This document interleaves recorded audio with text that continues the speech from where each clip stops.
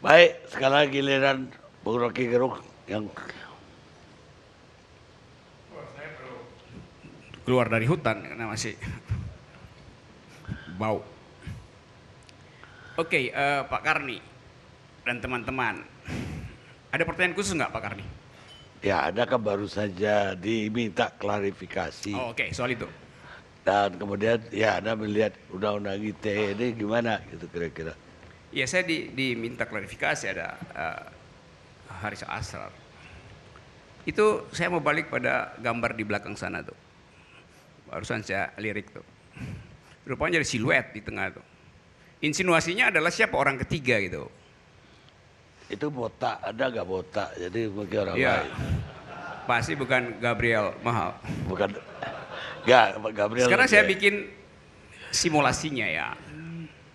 Supaya saya punya peralatan untuk bertengkar hari ini. Bila ILC adalah forum anti pemerintah, maka siluet itu adalah Karni Ilyas. Di dalam logika, itu namanya hubungan antara anteseden dan konsekuen. Kalau Anda membatalkan dalil saya, buktikan bahwa Karni Ilyas tidak layak untuk dilaporkan. Bukan membatalkan anteseden saya. Karena itu hak saya untuk membuat premis semacam itu. Bila Karni Ilyas anti pemerintah, bila ILC anti pemerintah, maka orang ketiga di tengah itu, siluet itu adalah Karni Ilyas. That's logic. Jadi kalau orang marah pada kalimat saya, itu artinya dia tidak mampu untuk berpikir konseptual. Dan Doni tadi benar. Kan Doni mau bilang begini, di dalam kasus yang melibatkan kerumitan pikiran, diperlukan abstraksi, maka yang tidak cukup berpengetahuan jangan jadi pelapor. Loh, itu Doni sendiri yang bilang. Saya teruskan logiknya. Nggak, nanti aja ada kalau mau jawab nanti aja. Saya nggak mau Saya bertengkar. cuma mau mematerialisasikan cara berpikir Doni gitu. Kan itu kan. Kalau begitu di mana ini diuji? Ya di tempatnya Doni, di Fakultas Ilmu Budaya, di jurusan filsafat, di lantai 3, gedung A, tempat saya ngajar metodologi. Pada saat itu Doni adalah asisten saya.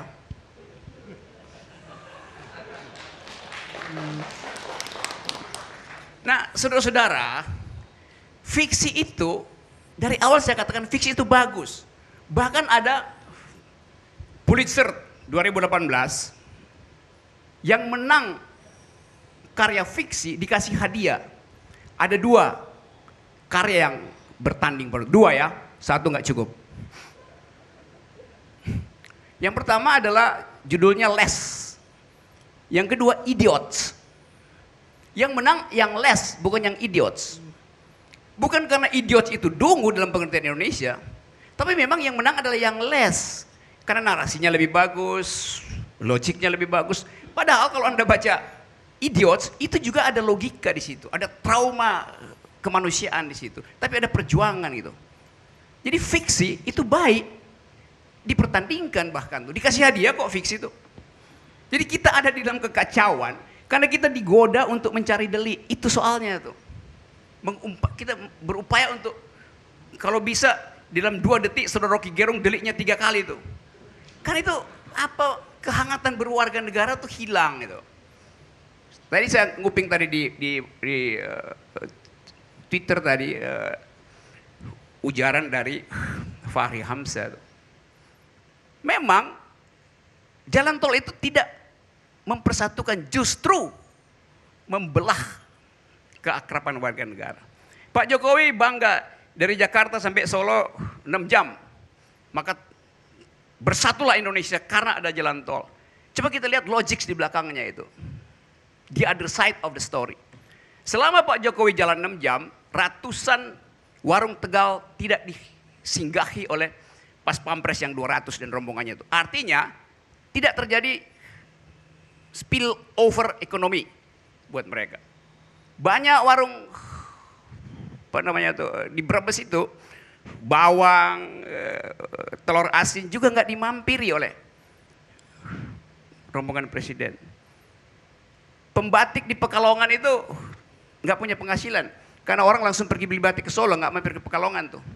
Sate paling enak di Tegal nggak ada yang mampir. Jadi selalu ada reverse logics dari setiap upaya untuk mempromosikan prestasi itu. Itu saya mengkritik itu.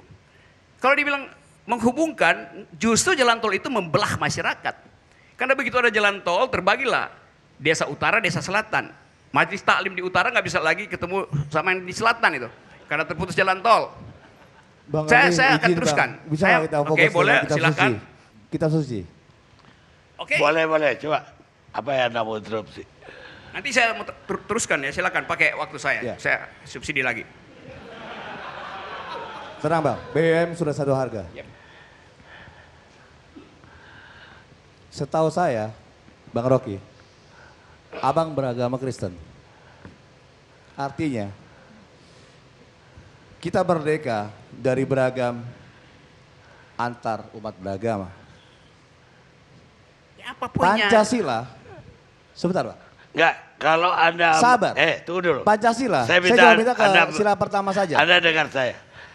Kalau Anda mau mengargumen soal tuduhan kepada dia, Bukan tuduhan, saya mau mengklarifikasi. Enggak, ini- Apakah Rocky punya Tuhan? ini masalahnya sekarang dia soal jalan tol dia bicara. Ini apa urusannya sama jalan Yang Iya, tol? bisa udah, tanya kita itu dengar cuma dulu. Tuhan, bukan Kita dengar saudara yang dulu. bisa tanya Jalan tentang. tol nggak ada hubungan sama kitab Udah, suci. kita dengar Kan dulu. itu saya lagi terangkan fungsi dari satire Oke. itu.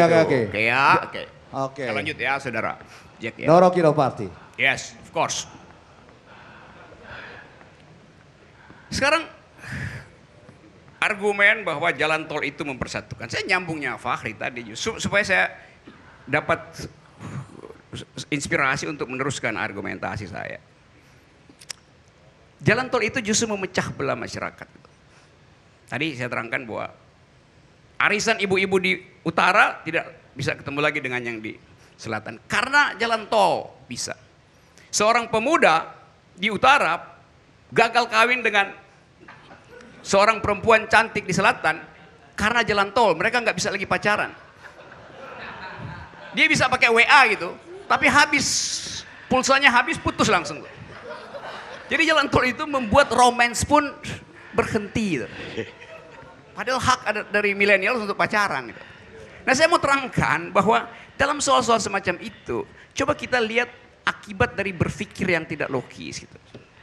Soalnya ada di situ. Nah, Anda lihat misalnya, kalau saya katakan fiksi, saya sebut dari awal supaya imajinasi kita dibangkitkan. Kalau Anda sedikit suka sastra, Anda baca Divina Commedia, itu Anda dapat sensasi tentang satire yang mengolok-olok teologi abad tengah. Yang ditulis dengan lengkap oleh Dante Alighieri dalam upaya mengolok-olok Summa Theologica misalnya. Itu memerlukan pengetahuan, memerlukan kecerdasan itu.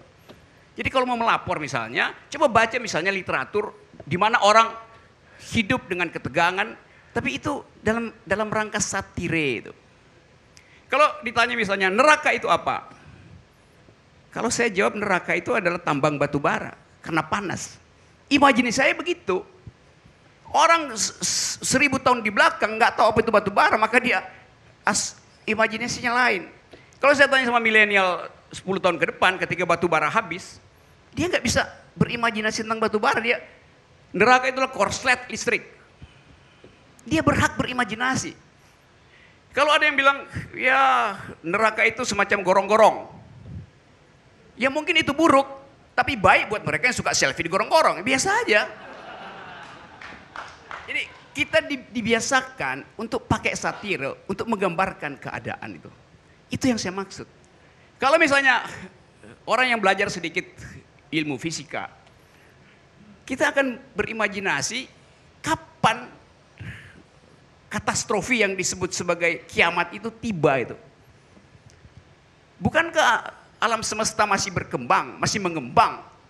Itu yang ditemukan tahun 1927 oleh Edwin Hubble yang kemudian namanya dipakai buat teleskop, seorang astronomer dari mana? California, Pasadena.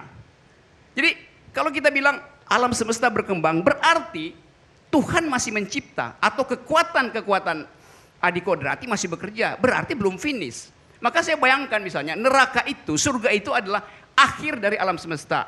Bisa dihitung nggak? Bisa, secara matematik bisa dihitung. Kapan berakhirnya? Ya ada rumus bahwa distance, jarak kali waktu. Selesai. Tetapi nggak mungkin Anda menghitung itu dengan peralatan hari ini. Anda menghitung jalan tol aja nggak cukup pakai mister ukur. Jadi kita mesti imajinasikan bahwa jarak itu tak terhingga atau terhingga tuh. Waktu itu tak terhingga atau terhingga. Di situ kita imajinasikan tentang eskatologi. Harapan itu ada di dalam kalkulasi matematik, juga dalam kalkulasi fiksional itu. Jadi ngapain? Kemarin saya sama Haris menjawab pertanyaan polisi. Saya jawab konsep-konsepnya tuh. Nah polisi mesti cari tesaurus apa? Atau ensiklopedia lengkap. Karena saya uraikan itu sebagai ukuran-ukuran akademis. Dan saya terangkan di sini, saya buka logiksnya tuh. Jadi saya sebetulnya agak jengkel karena kita berupaya untuk bikin literasi makin bagus. Karena tugas presiden adalah mencerdaskan kehidupan bangsa. Kalian menutup literasi itu. Menghalangi orang berabstraksi. Menghalangi orang berimajinasi, membatalkan fungsi fiksi. Nanti anak-anak nggak boleh baca fiksi lagi tuh. Jadi kekonyolan itu terjadi karena kekurangan pengetahuan. Terima kasih.